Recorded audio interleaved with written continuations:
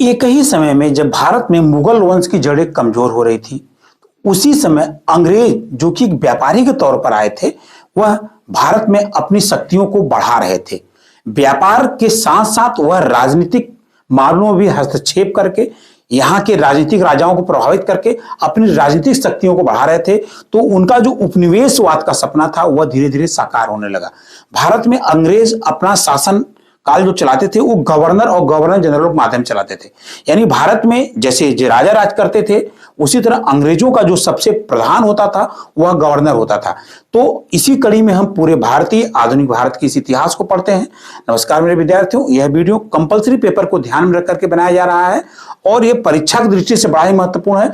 आप इसको स्किप मत करिएगा, अंत तक देखिएगा। उसके बाद आपकी नॉलेज को आप चेक करिएगा, देखिएगा कैसे आपकी नॉलेज एक जादू की तरफ बढ़ जाती है।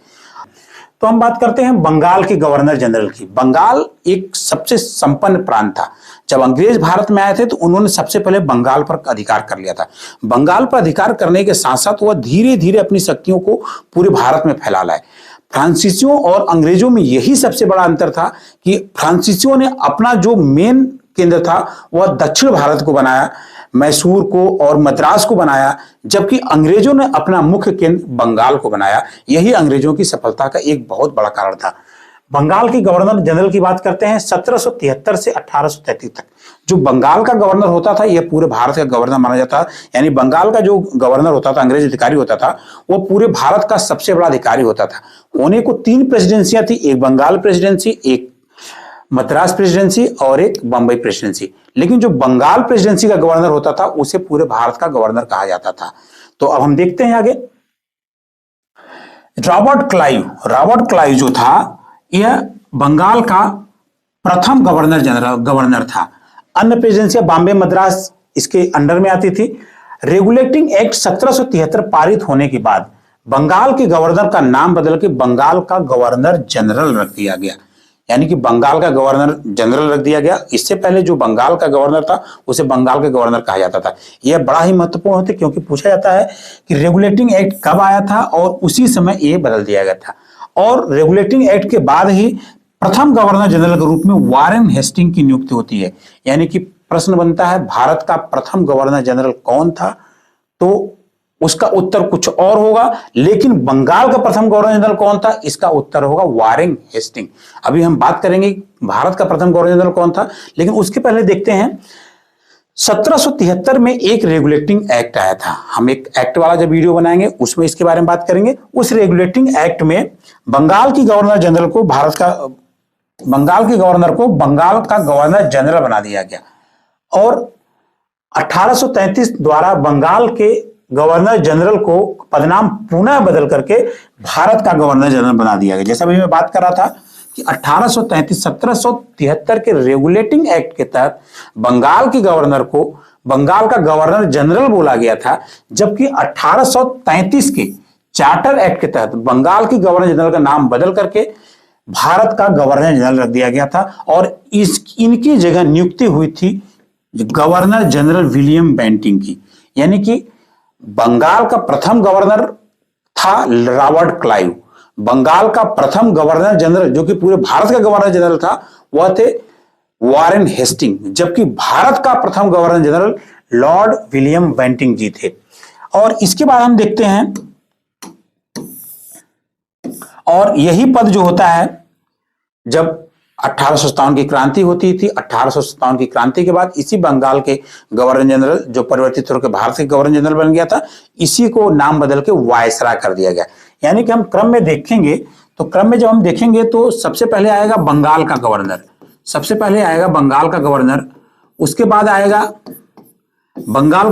जनरल,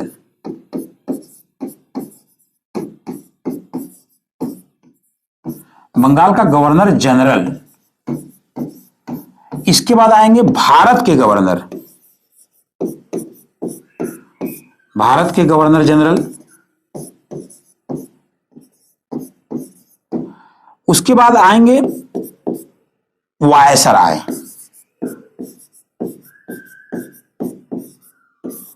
वायसराय, यानी कि सबसे पहले बंगाल का गवर्नर, फिर बंगाल का गवर्नर जनरल, बंगाल का गवर्नर रॉबर्ट क्लाइव, बंगाल का governor general Warren Hastings, Bharat का governor general Lord William Bentinck.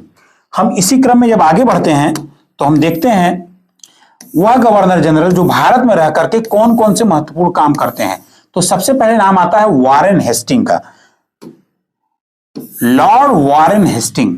इनका कार्यकाल 1773 से 1785 के बीच में होता है और यह भारत के प्रथम गवर्नर यानी बंगाल के प्रथम गवर्नर जनरल होते हैं।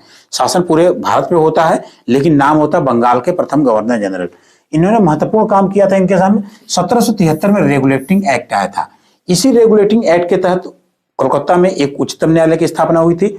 उसके बाद बनारस की संधि इन्होंने की थी 1773 में।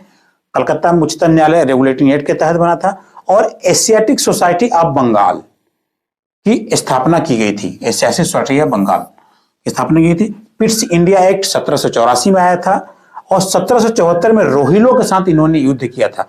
लॉर्ड वारेन हेस्टिंग एक साम्राज्यवादी प्रवृत्ति के गवर्नर जनरल। साम्राज्यवादी प्रवृत्ति का मतलब होता था कि जो जीतते थे, जो युद्ध करके अन्य राज्यों को अंग्रेजी राज्यों में मिलाने का इनका मात्र उद्देश्य था।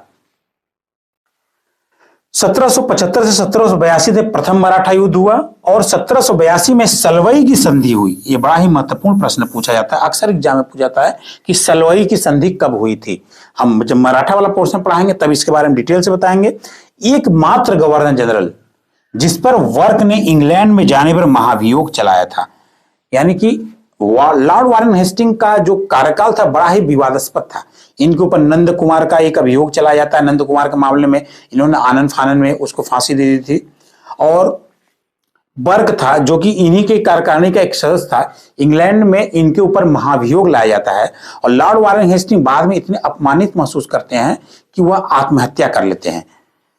1780 से 1784 में दूसरा मैसूर युद्ध भी इन्हीं के संरक्षण में किया गया था। अब हम बात करते हैं लॉर्ड कॉर्नवालिस। लॉर्ड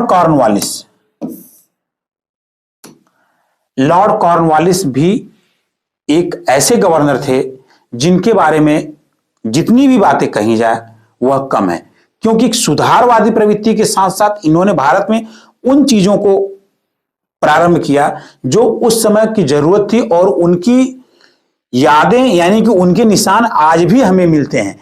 जैसे कि हम बात करेंगे आगे, पहले हम बात करते हैं तीसरा मैसूर युद्ध 1790 से 1792 के था। तीसरा मैसूर युद्ध, उसमें मैसूर में टीपू सुल्तान जो कि हैदर अली का पुत्र था उसका शासन था।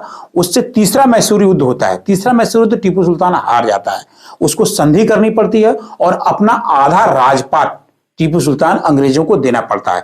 आप याद रखिएगा हमारा पूरा इतिहास ऐसे क्रम में चलेगा।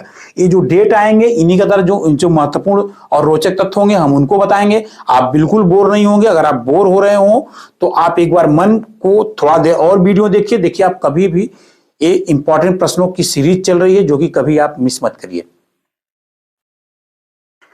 श्रीरंगपट्टम की संधि जो कि टीपू सुल्तान की राजधानी थी, 1792 वहां पे एक संधि होती, तीसरी संधि होती थी।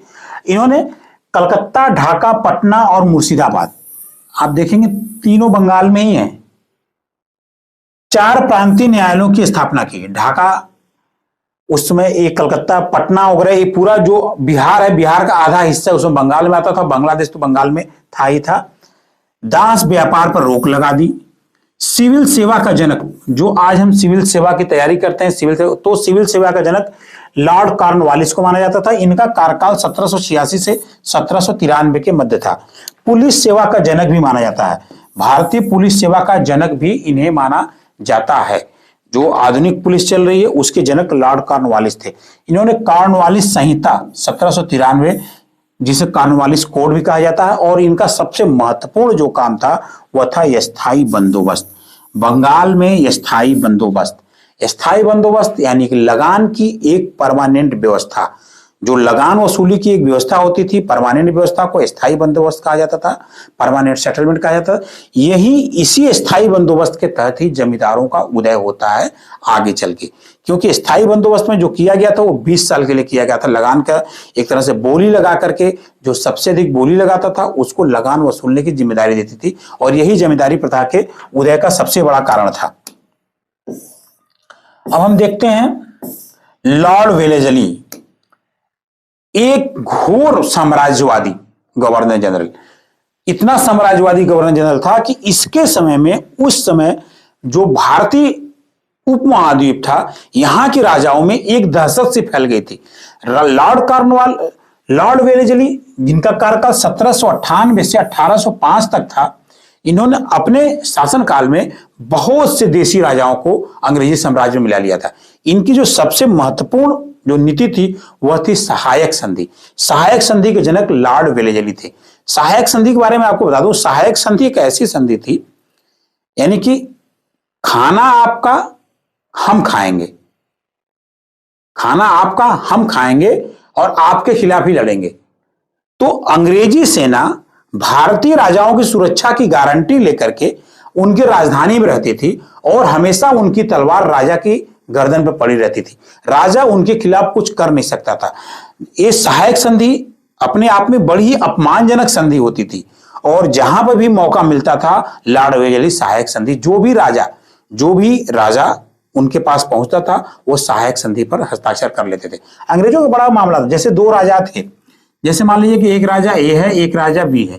अक्सर परिवारों में, राजाओं में उत्तराधिकारी को लेकर के अक्सर लड़ाई हो जाती थी। जब उत्तराधिकारी को लेकर लड़ाई हो जाती थी तो एक पक्ष तो सिंहासन में बैठता था, दूसरा पक्ष इसको हटाने की कोशिश करता था। अब ये दूसरा पक्ष भाग करके अंग्रेजों के पास जाता था और अंग्रेज इनसे बोलते थे, ठीक है हम तुम्हारी मदद करेंगे, लेकिन उसके बदले में हमें क्या मिलेगा। तो अंग्रेज जब उनके पास मदद करने को तैयार हो जाते थे तो ये बोलते थे युद्ध का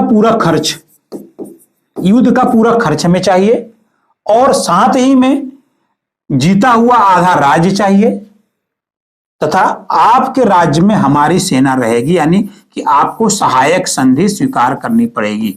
सहायक संधि में यह होता था कि जो देशी राजा होते थे उनकी अपनी सेनाएं नष्ट कर दी जाती थी, उनकी सुरक्षा की पूरी जिम्मेदारी अंग्रेजों की हो जाती थी। जब सुरक्षा की पूरी जिम्मेदारी अंग्रेजों की हो जाती थी तो किसी भी राजा के अंदर इतनी हिम्मत नहीं होती थी कि वो अंग्रेजों के खिलाफ कोई गलत कार्य या कोई गलत कदम उठा सकता था। सबसे पहले सहायक संधि स्वीकार करने वालों में हैदराबाद, उसके बाद मैसूर, फिर तंजौर। हेमंत मैंने शॉर्ट ट्रिक बना रखी, हेमंत, हे से हैदराबाद, मत से मैसूर और त से तंजौर। उसके बाद अवध, पेशवा, भोसले और सिंधिया। एक क्रम है सहायक संधि को स्वीकार करने वाले राज्यों की। चौथा मैसूर युद्ध 1799 होता है। 1799 में इसी युद्ध में टीपू सुल्तान बुरी तरह से हार जाता है और श्रीरंगपट्टनम के दुर्ग पर लड़ते हुए उसकी मृत्यु हो जाती है।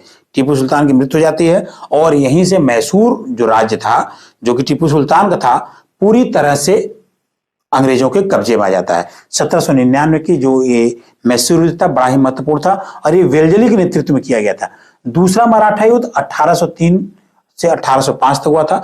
मराठा युद्ध भी हुए थे, कई 2-3 चल रहे थे। तो दूसरा मराठा युद्ध हुआ था जो वेलेजली के संरक्षण में हुआ था और ये 1803 से 1805 के बीच में हुआ था। टीपू सुल्तान के बारे में बता दें कि टीपू सुल्तान जब 1799 में लड़ रहा था उस समय भारत में टीपू सुल्तान का जो संरक्षण माना जाता था, टीपू सुल्तान का सहयोगी माना जाता था, फ्रांसीसियों को माना जाता था। तो अंग्रेज अपना सबसे बड़ा शत्रु टीपू सुल्तान को मानते थे, क्योंकि टीपू सुल्तान एक ऐसा पहला भारतीय राजा था जिसकी विदेश नीति थी और विदेशों में इसने अपने दूतावास बना रखे थे। टीपू सुल्तान ने स्वतंत्रता का वृक्ष लगवाया था, यह बड़ा ही महत्वपूर्ण प्रश्न पूछा था, और इसने यूरोपीय माध्यम से फ्रांसीसियों के सहयोग से यूरोपीय तकनीकी द्वारा एक सेना डेवलप की थी, एक सेना बनाई थी और अत्याधुनिक हथियारों का प्रयोग करता था। उसने अपने राज्य में आधुनिक हथियार के कारखाने बनाए थे। तो अंग्रेजों को सबसे बड़ा डर टीपू सुल्तान से था कि कहीं अगर टीपू सुल्तान जीतता है तो फ्रांसीसियों को भारत में अपने पैर जमाने के लिए जगह मिल जाएगी। अंग्रेजों को जो सबसे बड़ा डर था टीपू सुल्तान से कम फ्रांसीसियों से ज्यादा था। तो इस तरह से टीपू सुल्तान के खत्म होने ही श्रीरंगपट्टनम की संधि और ये मैसूर युद्ध 1799 टीपू सुल्तान की मृत्यु के बाद अंग्रेजों का यह डर खत्म हो जाता है। उसके बाद आता है लॉर्ड मिंटो। लॉर्ड मिंटो ने रणजीत सिंह के साथ 1809 में अमृतसर की संधि की थी। ये बड़ा ही महत्वपूर्ण प्रश्न है। ये मिंटो प्रथम होते हैं, बाद में मिंटो द्वितीय भी आते हैं। 1807 से 1813 तक इनका कार्यकाल था। ये गवर्नर थे। उसके बाद आते हैं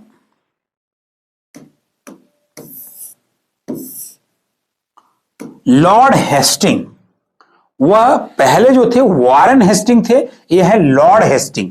अभी ये सब बंगाल के ही गवर्नर जनरल चल रहे हैं, अभी भारत का गवर्नर जनरल नहीं आया है, क्योंकि भारत के पहले governor general Lord William Bentinck थे।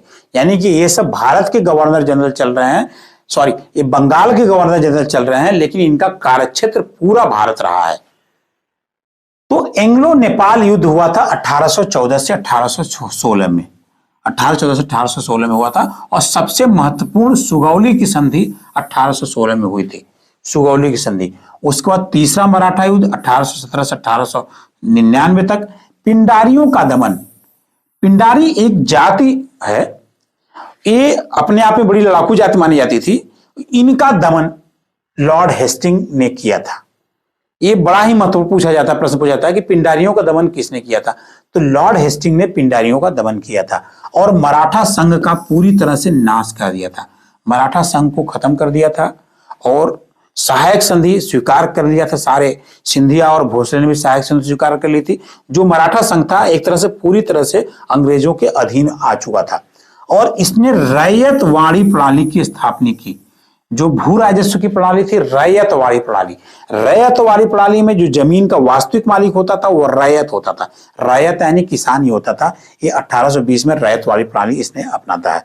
उसके बाद अगला जो हमारा गवर्नर थे लॉर्ड एम्सहर्स्ट। लॉर्ड एम्सहर्स्ट के समय में पहला वर्मा युद्ध होता है 1824 से 1826 में। ये वर्मा युद्ध भी अपने आप में काफी रोचक रहा है और इसी वर्मा युद्ध में, क्योंकि वर्मा देखिए उसमें मेन भारत का जो शासन चल रहा था वो कलकत्ता से चल रहा था, बंगाल चल रहा था। और वर्मा आपको पता है कि इधर नागालैंड के इधर भारत पड़ता, तो भारत जो बंगाल की खाड़ी के समुद्र के रास्ते पार करके, बंगाल खाड़ी के समुद्र के रास्ते पार करके वर्मा सैनिकों को जाना होता था। और उस समय भारतीय धर्म के अनुसार, भारतीय हिंदू धर्म के अनुसार अगर आप 7 समुद्र पार कर रहे हैं या समुद्र को पार कर रहे हैं तो आपका हिंदू धर्म नष्ट हो जाएगा, आपका धर्म भ्रष्ट हो जाएगा। और उस समय सेना में भी ज्यादातर जो आज के हिसाब देखें तो उच्च वर्ग के लोग ही थे ज्यादातर, तो उनको धर्म का खतरा ज्यादा महसूस होता था। तो उसी समय इन्होंने विद्रोह कर दिया था, वर्मा न जाने के नाम पर विद्रोह कर दिया था, जिस कारण युद्ध न करने को मना कर दिया था। वर्मा में न जाने का युद्ध मना कर दिया था सैनिकों का।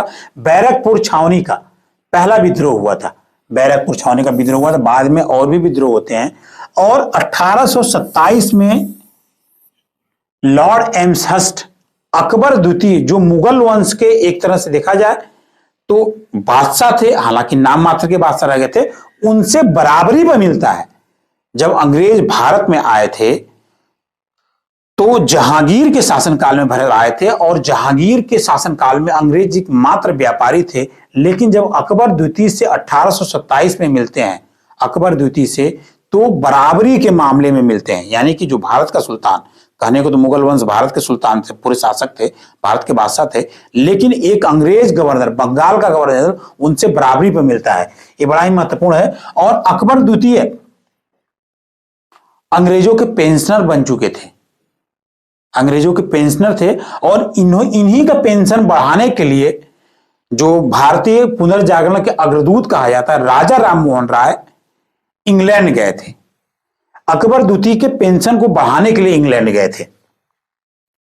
उसके बाद आते हैं लॉर्ड विलियम बेंटिंग, एक बहुत ही सुधारवादी गवर्नर जनरल, जिनके कार्यकाल में ही बंगाल के गवर्नर जनरल का पद समाप्त करके यह भारत का गवर्नर जनरल पद बना दिया गया। यानी कि अब बंगाल का गवर्नर जनरल खत्म, अब वो भारत का गवर्नर जनरल बन जाता है। और इन्होंने बहुत ही सुधारवादी कार्य किए और ऐसे सुधारवादी कार्य किए, अगर वो आज के समय में अगर होते, वो जो समाज में वो गंदगियां, वो समाज में जो गलत धारणाएं थी, अगर वो आज भी होती तो वो कभी भी उनको हटाया नहीं जा सकता। समाज की कुरीतियां, समाज की बुराइयां। सती प्रथा का उन्मूलन इन्होंने किया 1829 में। राजा राममोहन राय के सहयोग से इन्होंने सती प्रथा का उन्मूलन किया 1829 में। ठगी प्रथा, ठगी प्रथा, स्लीमैन, एक कर्नल स्लीमैन का नाम आता है, स्लीमैन ये बहुत ही महत्वपूर्ण है। स्लीमेन के नेतृत्व में इन्होंने ठगी प्रथा का अंत किया था। उसके बाद मैकाले की सिफारिश पर अंग्रेजी शिक्षा का इन्होंने प्रारंभ किया था। अंग्रेजी शिक्षा के बारे में आपको बता दूं कि लॉर्ड मैकाले ने भारत में अंग्रेजी शिक्षा प्रारंभ करने की वकालत की थी। वकालत करने का सबसे बड़ा कारण था, जो मेन कारण था, वो यही मेन कारण था कि जो अंग्रेजों के छोटे मोटे काम होते थे, जब अंग्रेज भारत में शासन कर रहे थे तो उनको सारी बातें समझ में नहीं आती थी जो काम करवाने में। तो उन्होंने कहा कि छोटे मोटे कामों के लिए कुछ ऐसे भारतीयों को अंग्रेजी शिक्षा दिया जाए जो कि हमारे कामों में मदद कर सके। और वहां पर लॉर्ड मैकाले ने कहा था कि हम एक ऐसे भारतीय पैदा करने चाहते हैं जो कि सकल सूरत से तो भारतीय होंगे लेकिन विचारों से पूरी तरह से अंग्रेज होंगे। और वास्तविकता लॉर्ड मैकाले की दूरदर्शिता थी, वो बहुत सही था। आज के डेट में भी जो अंग्रेजी बोलता है उसको बड़ा ही विद्वान माना जाता है, और जो हिंदी बोला जाता है उसको एक अंग्रेजी बोलने वाले की अपेक्षा निकृष्ट समझा जाता है। तो जो लॉर्ड मैकाले चाह रहे थे, भारत में अंग्रेजी शिक्षा नीति अपनाई, और अंग्रेजी शिक्षा नीति की वजह से ही भारत में अंग्रेजी का प्रभुत्व बढ़ा। और यही देखिए, लॉर्ड मैकाले ने वह ऐसे भारतीय पैदा करना चाह रहे थे जो कि अंग्रेजी शिक्षा पढ़ करके रहें तो भारतीय लेकिन अंग्रेज बन जाए। लेकिन यही अंग्रेजी शिक्षा के कारण ही भारतीयों को विश्व का ज्ञान हुआ, विश्व की तमाम क्रांतियों का अध्ययन भारतीयों ने किया और जाकर के बाद में स्वतंत्रता भी प्राप्त की। यानी कि अंग्रेजी शिक्षा लॉर्ड मैकाले की देन थी, और हमारी स्वतंत्रता की देन भी अंग्रेजी शिक्षा ही थी। अब हम देखते हैं आगे। लॉर्ड ऑकलैंड, लॉर्ड मैकाले में 1833 में एक चार्टर एक्ट भी आया था, उसको बताएंगे। इस चार्टर एक्ट के तहत जो कंपनी के शासन था, कंपनी का जो व्यापार था, उस व्यापार पर प्रतिबंधित कर दिया गया था। अब इसमें चाय और चीनी का जो व्यापार केवल कंपनी के लिए रोका गया था, यह भी कंपनी के लिए रिजर्व नहीं रह गया था। अब भारत जो व्यापार था वो पूरी तरह से सबके लिए खोल दिया गया था। अब लॉर्ड ऑकलैंड की बात करती है। पहला अफगान युद्ध 1838 से 1842 में हुआ था, जिसमें अंग्रेज पराजित हुए थे। यह लॉर्ड ऑकलैंड के नेतृत्व में हुआ था, जिनका कार्यकाल 1836 से 1842 तक में था। स्कूलों में छात्रवृत्ति प्रदान की गई, छात्रों को पढ़ने के लिए अनेक प्रकार की छात्रवृत्तियां प्रदान की गई, तथा शिक्षा का माध्यम एक प्रादेशिक भाषा को भी रखा गया। यानी कि अब तक शिक्षा जो केवल अंग्रेजी को दी जाती थी, अंग्रेजी इस माध्यम से प्रमुख दी जाती थी, लेकिन अब शिक्षा का माध्यम एक प्रादेशिक भाषा को भी रखा गया। हम आगे बढ़ते हैं, देखते हैं लॉर्ड हार्डिंग। लॉर्ड हार्डिंग के समय में पहला आंग्ल सिख युद्ध, आंग्ल मतलब अंग्रेज, सिख मतलब सिख, आंग्ल सिख युद्ध हुआ था 1845 से 1846 में चला था। उसके बाद लाहौर की संधि हुई 1846 में। ऐसा बहुत पूछा जाता है कि लाहौर की संधि कब हुई थी? 1846 में हुई थी। कन्या भ्रूण हत्या का उन्मूलन, उस समय जो गर्भपात कराया जाता था, कन्याओं को मार दिया जाता था, कन्याएं जब पैदा होती तभी मार दिया जाता था, और नरबली की प्रथा भी थी, शिशु हत्या की प्रथा थी। इन सबको खत्म किया था लॉर्ड हार्डिंग ने। कन्या भ्रूण हत्या जैसे सामाजिक सुधार किए थे, और नरबली प्रथा दमन हेतु इन्होंने कैम्बेल की नियुक्ति की थी। कैम्बेल एक अंग्रेज अधिकारी थे। नरबली प्रथा उस समय बहुत ही प्रचलित थी। नरबली जानते हैं, हमारे जो धर्म में बहुत सी रूढ़िवादिता से, जो आज भी जो हम वर्तमान में जो धर्म देख रहे हैं, ये बहुत सी रूढ़िवादी चीजों को, बहुत सी समाज की बुराइयों को साफ करके, फिल्टर करके हमारे सामने आया है। लेकिन फिर भी आज भी हमें बहुत सी बुराइयां अपने इसमें दिखती हैं। दूसरा है लॉर्ड डलहौजी, एक और साम्राज्यवादी जनरल। देखा जाए तो अंग्रेजों में 3-4 ऐसे साम्राज्यवादी जनरल थे, अगर वह न रहे होते तो शायद अंग्रेजों का भारत पे पूरा विजित करने का सपना कभी पूरा नहीं हो पाता। तो देखते हैं लॉर्ड डलहौजी। लॉर्ड डलहौजी के समय में 1848 से 1849 में दूसरा आंग्ल सिख हुआ था। इनका कार्यकाल 1848 से 1856 के मध्य हुआ था, और यह बहुत ही सुधारवादी, विकासवादी और साम्राज्यवादी गवर्नर जनरल थे। इन्होंने निचला वर्मा का अधिग्रहण कर लिया था 1852 में। अंग्रेजों ने ही वर्मा का अधिग्रहण किया था। अगर हम आपको बता दें, अगर अंग्रेजों ने वर्मा को भारत से अलग न किया होता तो शायद वर्मा भी आज भारत में ही होता। क्योंकि हम जो भारत में वर्तमान भारत का स्वरूप देखते हैं यहां से यहां तक, ये अंग्रेजों की ही देन थी। नहीं तो जब हम आजाद हुए थे उस समय भी हमारे देश में 566 देसी रियासतें थी, 500 से भी अधिक देसी रियासतें थी। और अगर अंग्रेज न होते तो हमारा संपूर्ण भारत का सपना हम कभी साकार न कर पाते। व्यापकगत सिद्धांत, डॉक्ट्रिन लैब्स थ्योरी, जो कि सबसे महत्वपूर्ण इनका माना जाता है, जिसको हिंदी में कहा जाता है हड़प नीति। हड़प नीति कहा जाता है। इस हड़प नीति में के तहत इन्होंने ऐसी नीति लाई जिसके तहत अगर अंग्रेज जो राजा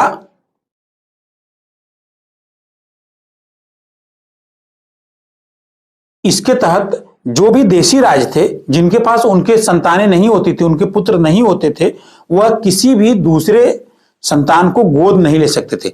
हमारे धर्म में भी और पहले से भी एक कहा है, जिन राजाओं के पास अपनी संतानें नहीं होती थी वह दूसरों के, अपने रिश्तेदारों के या किसी के पुत्र को गोद ले लेते थे। लेकिन अब डलहौजी ने यह नियम लगा दिया गया कि जिन राजाओं के पास अपनी संतानें नहीं हैं, अगर उन्होंने गोद लिया है तो उसको अवैध माना जाएगा, उसको कानूनी नहीं माना जाएगा और उनका राज्य अंग्रेजी साम्राज्य में मिला लिया जाएगा।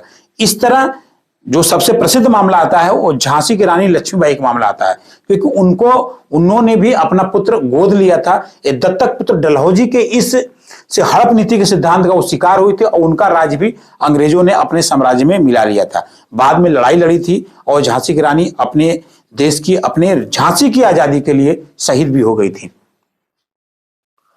वुड डिस्पैच, जो कि शिक्षा संबंधित एक बहुत ही बड़ा कानून माना जाता है। वुड डिस्पैच आया था। वुड डिस्पैच जितने भी शिक्षा संबंधित हैं, मैं इनका एक सेपरेट पोर्शन बना। वुड डिस्पैच में शिक्षा संबंधी बातों कहा गया था। ये पहला, एक तरह से कहा जाए, ये पहला शिक्षा आयोग कहा जा सकता है इसको, शिक्षा संबंधित।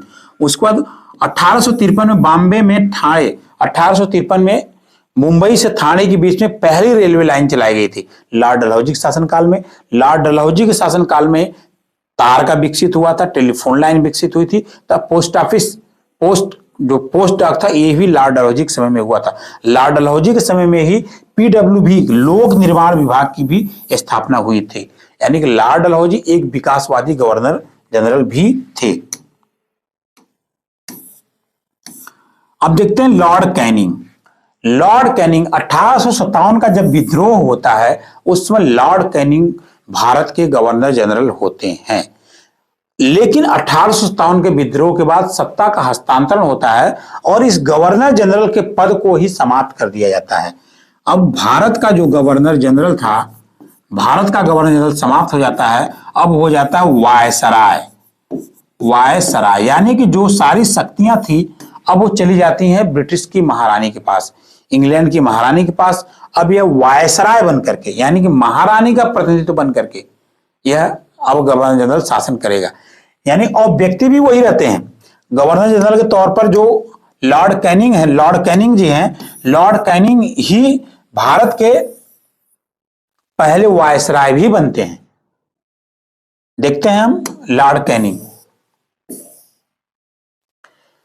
ईस्ट इंडिया कंपनी का उन्मूलन और भारत सरकार अधिनियम के तहत लॉर्ड कैनिंग को भारत का प्रथम वायसराय बनाया जाता है। यानी कि ईस्ट इंडिया कंपनी समाप्त, कंपनी का शासन समाप्त, अब सीधे इंग्लैंड, जो भारतीय कानून था डायरेक्ट संसद के अधीन आ गया। 1858 के गवर्नमेंट ऑफ इंडियन एक्ट द्वारा ब्रिटिश क्राउन का प्रत्यक्ष नियंत्रण होता है और 1861 में भारत परिषद अधिनियम आता है। उसके बाद आते हैं लॉर्ड जॉन लॉरेंस। भूटान युद्ध होता है 1865 में। कलकत्ता, बॉम्बे और मद्रास में उच्च न्यायालयों की स्थापना होती है 1865 में। और उसके बाद एक और विवादित गवर्नर जनरल आते हैं, वायसराय आते हैं, क्योंकि अभी वायसराय हो गए हैं, इनको गवर्नर जनरल नहीं कहा जाएगा। लॉर्ड लिटन, इनका कार्यकाल होता है 1876 से 1880 तक। वर्नाक्यूलर प्रेस एक्ट 1878 में इन्होंने लाया था। ये बड़ा ही महत्वपूर्ण है। यह वर्नाक्यूलर प्रेस एक्ट जो कि एक तरह से प्रेस को नियंत्रित करता था। जो भी खबरें छप रही हो वह सरकार के मंजूरी से ही छपें। यानी कि मीडिया पर पूरी तरह से सरकार का नियंत्रण, मीडिया अपने मन से कुछ भी छाप नहीं सकती है। दूसरा है शस्त्र अधिनियम 1878 में लाया था। कोई भी भारतीय बगैर अनुमति के शस्त्रों को नहीं रख सकता है और शस्त्रों की एक सीमा होती थी। दूसरा अफगान युद्ध 1878 से 1880 में लड़ा गया था। क्वीन ऑफ विक्टोरिया को कैसरे हिंद की उपाधि दी गई। क्वीन ऑफ विक्टोरिया को लॉर्ड लिटन के समय में कैसरे हिंद की उपाधि दी गई थी और उन्हें भारत की सम्राज्ञी की भी उपाधि धारण की थी। अगले आते हैं लॉर्ड रिपन। यह बड़े ही अच्छे गवर्नर जनरल माने जाते हैं। इनके समय में पहला कारखाना अधिनियम आता है। वर्नाकुलर टैक्स एक्ट का इन्होंने खत्म कर देते हैं, समाप्त कर देते हैं। और यह स्थानीय स्वशासन, जो भारत में पंचायती राज की स्थापना होती है, स्थानीय स्वशासन की शुरुआत भी लॉर्ड रिपन ने की थी। लॉर्ड रिपन को भारत में स्थानीय स्वशासन का जनक माना जाता है। बड़ा ही महत्वपूर्ण प्रश्न है स्थानीय। उसके बाद एल्वर्ड बिल का विवाद 1833 से 1834 में, ये बड़ा ही महत्वपूर्ण है। एल्वर्ड बिल, इसमें यह क्या था कि किसी भी अंग्रेज का मुकदमा कोई भी भारतीय नहीं सुन सकता था। ये अपने आप में, क्योंकि अंग्रेजों को सजा देना, अगर किसी भारतीय मजिस्ट्रेट के द्वारा अंग्रेजों को सजा मिल रही है तो ये अंग्रेजों के लिए बड़े ही अपमान का विषय माना जाता था। तो यह एल्वर्ड बिल लाया गया था। यही न्यायिक प्रक्रिया में सुधार लेने के बहुत ही विवादित हुआ था एल्वर्ड बिल पे। और शिक्षा में हंटर आयोग का गठन हुआ था 1882 में। ये सब सारे पॉइंट जो होते हैं परीक्षा की दृष्टि से बड़े ही महत्वपूर्ण है और ये डायरेक्ट पूछे जाते हैं। अगला गवर्नर जनरल हमारे लॉर्ड लैंसडाउन। कारखाना अधिनियम, हाँ एक और बता दें यहां पे, लॉर्ड डफरिन का शासनकाल 1824 से 1888 तक होता है। इसी समय भारत में राष्ट्रीय कांग्रेस की स्थापना होती है। ए.ओ. ह्यूम द्वारा भारतीय राष्ट्रीय कांग्रेस की स्थापना 1885 में होती है। डब्ल्यू.सी. बनर्जी इसके प्रथम अध्यक्ष होते हैं। लॉर्ड डफरिन ने इनको कुछ लोगों का समूह बताया था और यही लॉर्ड डफरिन ने कांग्रेस को कहा कि ये कुछ मेढक कितने टटराते हैं, इनके टटराने से कुछ नहीं होगा। और यही कांग्रेस जो भारत में राष्ट्रीय स्वतंत्रता का जनक माना जाता है, यही कांग्रेस भारत में स्वतंत्रता प्रदान कराने वाली एक सबसे प्रमुख संस्था मानी जाती है। इस कांग्रेस का जिक्र करना यहां बहुत जरूरी था। अब बात करते हैं लॉर्ड लैंसडाउन। कारखाना अधिनियम 1891 आया था। भारत परिषद अधिनियम 1892 में आया था तथा डूरंड आयोग की स्थापना हुई थी। डूरंड आयोग की स्थापना 1893 में हुई थी। डूरंड आयोग पाकिस्तान और अफगानिस्तान के बीच में एक विभाजन रेखा, जो पहले भारत और अफगानिस्तान के बीच में मानी जाती थी, लेकिन जब पाकिस्तान भारत से अलग हो गया तो अफगानिस्तान और पाकिस्तान के बीच में मानी जाती थी। तो डूरंड आयोग का गठन किया गया था, यानी कि डूरंड रेखा का निर्माण इसी डूरंड आयोग ने किया था। उसके बाद एक गवर्नर जनरल और आते हैं जो कि अपने आप में बहुत विवादास्पद होते हैं और इनका पूरा कार्यकाल विवादों से घिरा होता है, लेकिन इन्होंने बहुत से सुधार भी किए। भारत में बहुत सी ऐसी चीजें हैं जो कि लॉर्ड कर्जन की देन है। लॉर्ड कर्जन कार्यकाल 1899 से 1905 तक। भारत में पुलिस आयोग की नियुक्ति 1902 में की गई। विश्वविद्यालय आयोग का गठन जो कि शिक्षा के लिए किया गया था, जो हमारे मैकाले आयोग, हंटर आयोग, इन सब के बाद वुड डिस्पैच, उसी के क्रम में विश्वविद्यालय आयोग का इन्होंने गठन किया था। और बंगाल का विभाजन जो सबसे विवादास्पद था, बंगाल का विभाजन 1905 में इन्होंने किया था। बंगाल का विभाजन बड़ा ही महत्वपूर्ण है। बंगाल के विभाजन, जो बंगाल प्रांत था सबसे बुद्धिजीवियों का प्रांत था। जो भी क्रांति होती थी, जो भी अंग्रेजों को समस्या उत्पन्न होती थी, बंगाल में होती थी। तो प्रशासनिक दृष्टि से प्रशासन को सही बनाने के लिए बंगाल का विभाजन कर दिया जाता था, ऐसा अंग्रेजों का मानना था। लेकिन वहां पे जो विभाजन किया गया था वह हिंदू मुस्लिम को आधार रखकर किया गया था। जो पूर्वी बंगाल था, जिसको आज हम बांग्लादेश जानते हैं, वहां पर मुसलमानों की संख्या ज्यादा थी। और जो पश्चिमी बंगाल था, जो इसमें भारत में है, जिसको हम बंगाल हमारा प्रांत है, इसमें ऐसे विभाजित कर दिया गया था जिसमें हिंदू और मुस्लिम आधार पर विभाजित किया गया था। तो भारतीयों में हिंदू और मुसलमानों में फूट डालने की ये अंग्रेजों की बहुत बड़ी नीति थी, जो कि कारगर नहीं साबित होती है। आगे हम देखते हैं लॉर्ड मिंटो। स्वदेशी आंदोलन 1905 से 1911 लॉर्ड मिंटो के समय में ही होता है। 1905 के लॉर्ड कर्जन के बाद 1905 में लॉर्ड मिंटो आते हैं और सूरत अधिवेशन 1907 में कांग्रेस का विभाजन हो जाता है। इन्हीं के कार्यकाल में सूरत में कांग्रेस के गर्म दल और नरम दल में लड़ाई हो जाती है और कांग्रेस का विभाजन होता है और कांग्रेस कमजोर हो जाती है।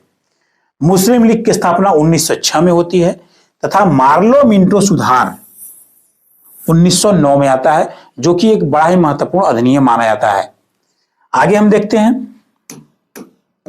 लॉर्ड हार्डिंग 1910 से 1916। 1911 में बंगाल विभाजन रद्द कर दिया जाता है और राजधानी कलकत्ता से नई दिल्ली ला दी जाती है। भारत की राजधानी 1911 में ही कलकत्ता से दिल्ली में ला दी जाती है। राजधानी का हस्तांतरण 1911 में ही होता है और हिंदू महासभा की स्थापना 1915 में होती है।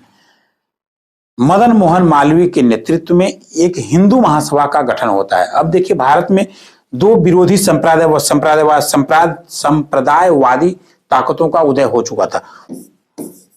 1906 में मुस्लिम लीग की स्थापना हुई थी और इधर 1915 में हिंदू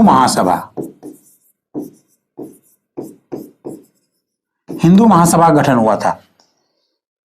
यह बंगाल के नवाब सलीमुल्लाह के नेतृत्व में और यह मदन मोहन मालवीय के नेतृत्व में इसका गठन किया गया था। अब ये दो विरोधी ताकतें भारत में पैदा हो गई जो अंग्रेजों के काम को और ही आसान कर देती थी। अंग्रेज हिंदू मुस्लिमों को लड़ा करके इनमें फूट डाल करके भारत में राज करने की नीति को अपनाते थे। कांग्रेस इन दोनों से बिल्कुल अलग थी। कांग्रेस दोनों समुदायों का एक संगठन था, दोनों को लेकर चलती थी। यही कारण था कांग्रेस से अंग्रेज सबसे ज्यादा डरते थे।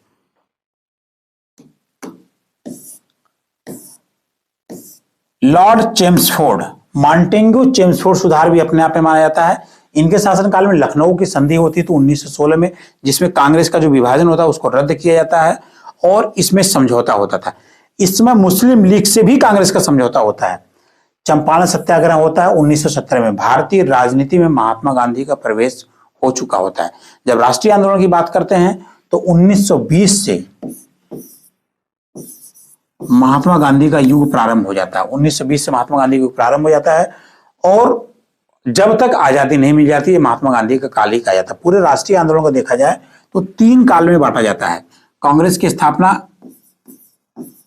1885 से 1905 तक, दूसरा 1905 से 1920 तक, तीसरा 1920 से 1947 तक।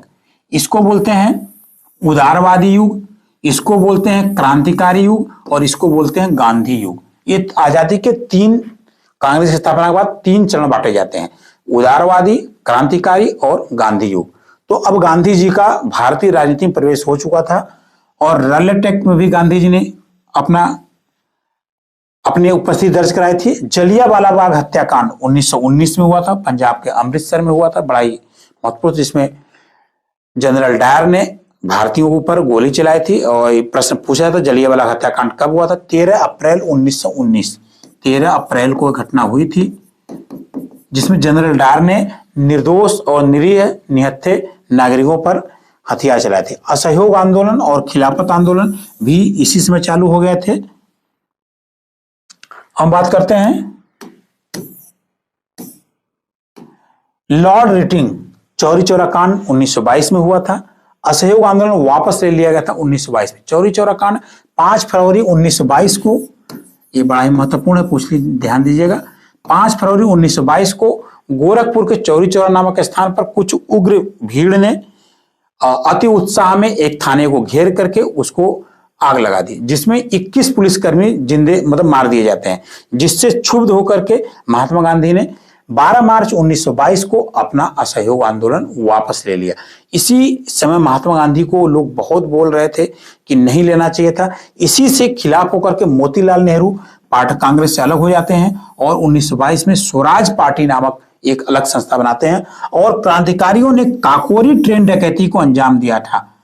काकोरी ट्रेन डकैती 1925 में लखनऊ के पास काकोरी नामक स्टेशन पर उसको लूट लिया गया था, जिसमें राम प्रसाद बिस्मिल, अशफाक उल्लाह खां, अन्य क्रांतिकारी नेताओं को पकड़ लिया गया था, रोशन सिंह को, और इनको फांसी दी गई थी। इसी काकोरी ट्रेन डकैती में पहले मुसलमान अशफाक उल्लाह खां जिनको पकड़ करके फांसी दी गई थी, यानी कि पहले क्रांतिकारी मुसलमान अशफाक उल्लाह खां जिनको फांसी दी गई थी, ये आप याद रखिएगा। उसके बाद अगला प्रश्न आता है लॉर्ड इरविन। लॉर्ड इरविन के समय 1926 से 1931, इसी समय साइमन कमीशन भारत आता है। साइमन कमीशन भारत में कुछ जांच करने आता है जिसमें कोई भी भारतीय नहीं होता है, इसलिए भारतीय लोग इसका विरोध करते हैं, हर जगह विरोध होता है। यह 1927 में इसका गठन हुआ था और यह 1928 में भारत में आया था। 1928 में भारत आया था तो भारत में इसका पूरे भारत में इसका विरोध हुआ था। इसी विरोध के क्रम में पंजाब में लाला लाजपत राय के ऊपर लाठीचार्ज कराई गई थी। लाठीचार्ज के दौरान अस्पताल में लाला लाजपत राय की मृत्यु हो जाती थी। और नेहरू रिपोर्ट 1928 में आई थी। दीपावली घोषणा भी 1929 में हुई थी। कांग्रेस का लाहौर अधिवेशन पूर्ण स्वराज संकल्प 1929 में हुआ था, जिसमें पूर्ण स्वराज की मांग की गई थी और 26 जनवरी 1930 को तिरंगा झंडा फहराया गया था।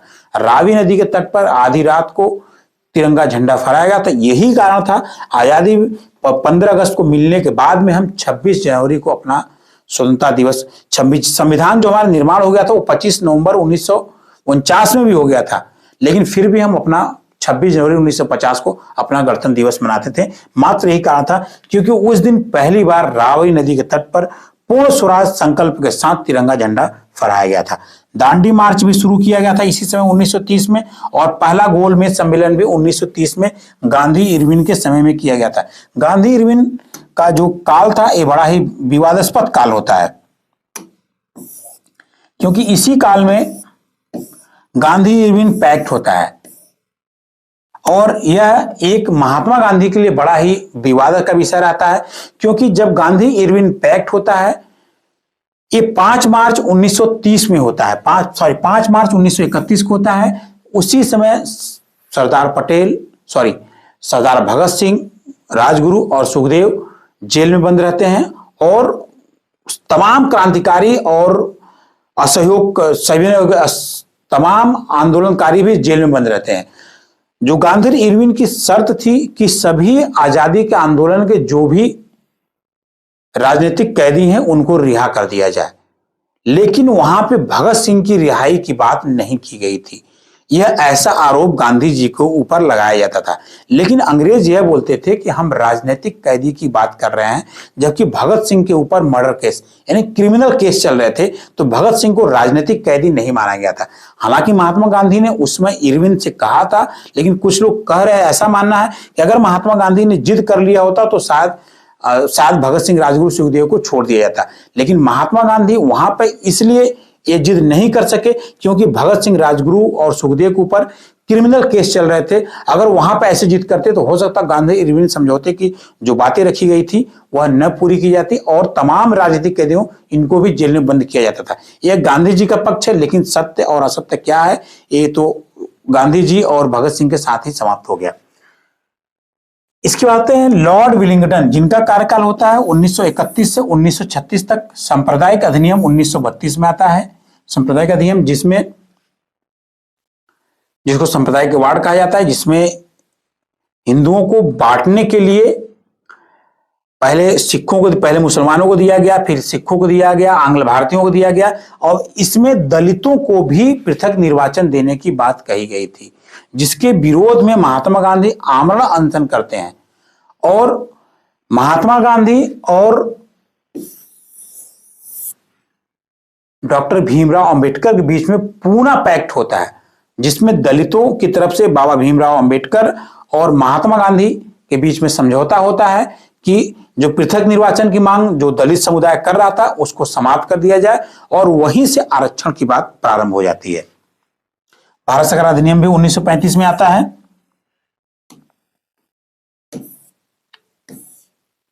लॉर्ड लिलिंथगो, द्वितीय विश्व युद्ध 1939 में प्रारंभ हो गया था। त्रिपुरी संकट और फॉरवर्ड ब्लॉक की स्थापना। त्रिपुरी संकट होता है कि जब कांग्रेस से क्षुब्ध होकर के जो सुभाष चंद्र बोस कांग्रेस के अध्यक्ष पद से इस्तीफा दे देते हैं, तो कांग्रेस के एक बड़ा ही महत्वपूर्ण प्रश्न होता है कि जब सुभाष चंद्र बोस कांग्रेस के अध्यक्ष पद से इस्तीफा देते हैं तो कांग्रेस का अध्यक्ष कौन बनता है? तो उस समय कांग्रेस का अध्यक्ष बनते हैं डॉक्टर राजेंद्र प्रसाद, क्योंकि 2 साल से 1938 में गांधी सुभाष चंद्र बोस 1939 में 2 बार कांग्रेस के अध्यक्ष निर्वाचित होते हैं और महात्मा गांधी के विरोध में जब 1939 में जब निर्वाचित होते हैं तो क्षुब्ध होकर के कांग्रेस कार्यकारिणी उनका सहयोग नहीं करती है, तो वो इस्तीफा देते हैं और फॉरवर्ड ब्लॉक नामक एक अलग संस्था की स्थापना करते हैं। अब मुस्लिम लीग का लाहौर संकल्प इसी में होता है और अलग 1940 में पहली बार मुसलमानों के लिए अलग से एक देश की मांग होने लगती है। अगस्त प्रस्ताव भी 1940 में आया था और भारतीय राष्ट्रीय सेना का गठन 1941 में हुआ था। क्रिप्स मिशन भी भारत में 1942 में आया था और भारत छोड़ो आंदोलन भी 1942 में प्रारंभ किया गया था। ये दोनों ही महत्वपूर्ण है। क्रिप्स मिशन 1942 में और भारत छोड़ो आंदोलन भी 1942 में आया था। इसके बाद हम देखते हैं लॉर्ड वेवेल के समय हमारा आजादी का आंदोलन बहुत ही सशक्त हो चुका था और यह हो चुका था कि अब हम आजाद हो जाएंगे। CR फार्मूला 1944 में किया गया था।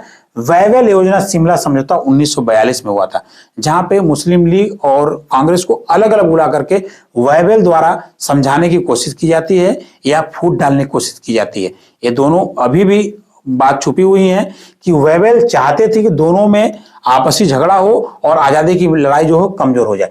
कैबिनेट मिशन 1946 में आता है और प्रत्यक्ष कार्रवाई दिवस भी 1946 में मनाया जाता है।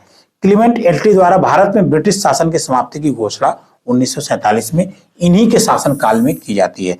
लॉर्ड वेवेल के ही समय में की जाती है, यानी कि वेवेल के समय में यह तय हो गया था कि भारत अब आजाद होगा।